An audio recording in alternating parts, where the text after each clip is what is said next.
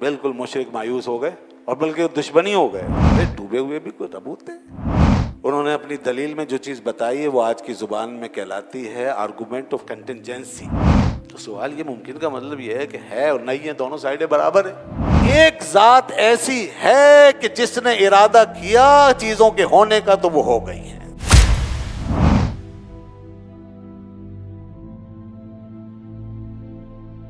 और उसके बाद हज़रत इब्राहिम अलैहिस्सलाम का जिक्र हुआ है और उन्होंने किस तरीके से एक दलील रखी। बस ये आखिरी बात सुन लीजिए।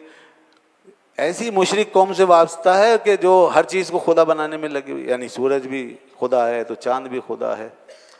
तो उन्होंने ले करके सबको एक एक चीज़ को ऐसा उड़ाया है कि बिल्कुल मुशरिक मायूस हो गए और बल्कि दुश्मनी हो गए। उन्होंने कहा अच्छा ये तो किसी चीज़ को नहीं छोड़ रहे। चुनांचे हज़रत इब्राहिम अलैहिस्सलाम ने फरमाया कि ये फलम्मा जन्ना अलैहिल लैल रआ कौकबा, उन्होंने सितारा देखा, क़ाला हादा रब्बी, फरमाने लगे ये मेरा रब है, ये मेरा रब है।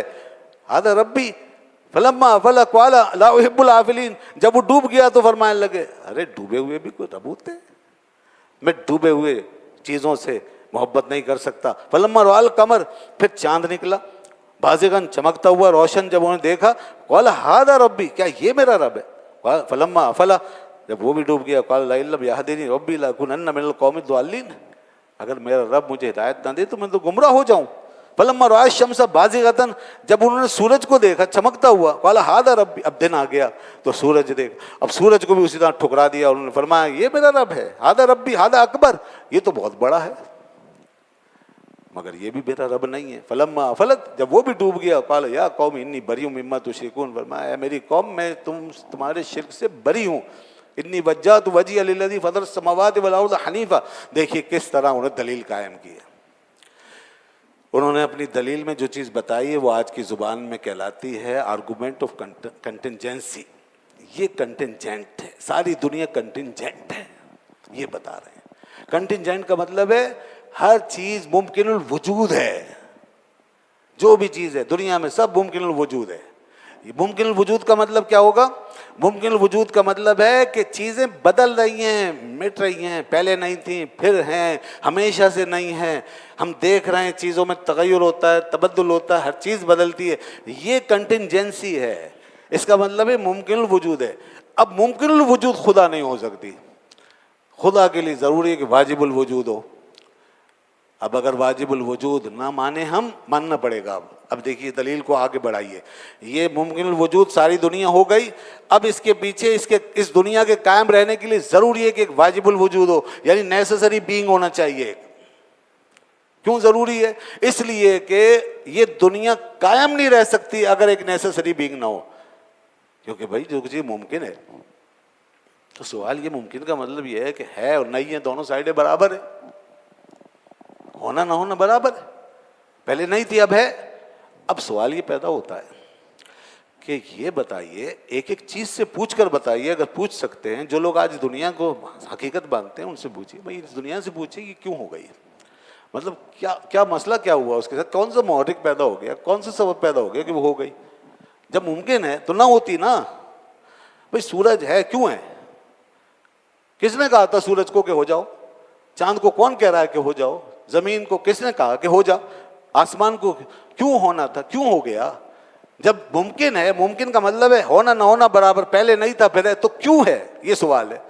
तो इतनी बड़ी कायनात का रीज़न क्या है बताइए, क्यों है? कोई जवाब नहीं दे सकता। चीज़ खुद से ये कहे कि हाँ बस मैं अपने अंदर से हूँ, बस मैं अंदर नहीं, ये नहीं हो सकता। चीज़ वो तो मुमकिन वजूद है, उसके लिए तो ना होना और होना दोनों सेम थे, तो कैसे वो अपने अंदर से डिफाइन करेगी कि मेरा होना चाहिए, मुझे होना चाहिए। तो हम कहेंगे तुम्हें जिस तरह होना चाहिए इसी तरह ना होना भी चाहिए, दोनों साइडें तुम्हारी बराबर है। तो अब यहाँ से समझ में आता है कि इस दुनिया के अंदर कोई ऐसी तरजीह नहीं है कि जो दुनिया हो गई है तो क्यों हो गई है, इसके अंदर कोई तरजीह नहीं है, कोई शय नहीं बता सकती, किसी शय के बारे में हम नहीं बता सकते। बस एक ही जवाब है कि एक ज़ात ऐसी है कि जिसने इरादा किया चीज़ों के होने का तो वो हो गई है। क्योंकि चीज़ें खुद से इरादा नहीं कर सकती, उनके अंदर दोनों साइडें बराबर हैं, ہونا نہ ہونا تو جب وہ ہو گئی ہیں تو سوائے اس کے کچھ نہیں کہا جا سکتا کہ کسی ایک اور ذات نے چاہا تھا کہ ہو، تو لہذا وہ ہو گئی، اور اسی ذات کو ہم اللہ واجب الوجود کہتے ہیں، وہی اللہ ہے بس۔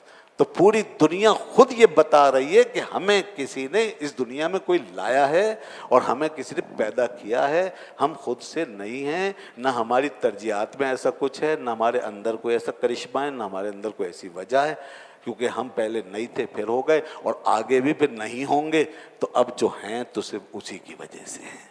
تو ضروری ہو گیا اللہ کو ماننا۔ اگر اللہ کو نہیں مانیں گے تو پھر کوئی چیز رہے گی نہیں اور کائنات کا مسئلہ حل ہوگا ہی نہیں۔ اس کو کہتے ہیں آرگومنٹ آف کنٹینجنسی۔ یہ آج کے دور کی دلیل ہے اور ہم نے اس دلیل کو آج دنیا کے سامنے رکھا ہے۔ دنیا لاجواب ہے، کوئی ملحد بے دین اس کا جواب لا دے، اور یہی دلیل ہے۔ قرآن میں یہ سب کچھ تھا جناب، لیکن اصطلاحات آج بنی ہیں۔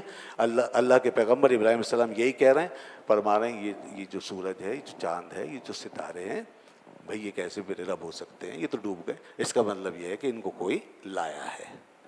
اللہ تعالی ہمیں اپنی ذات پر کامل ایمان عطا فرمائے اور اس الحاد و بدینی کی لعنت سے ہمیں محفوظ رکھے۔ وآخر دعوانا الحمدللہ۔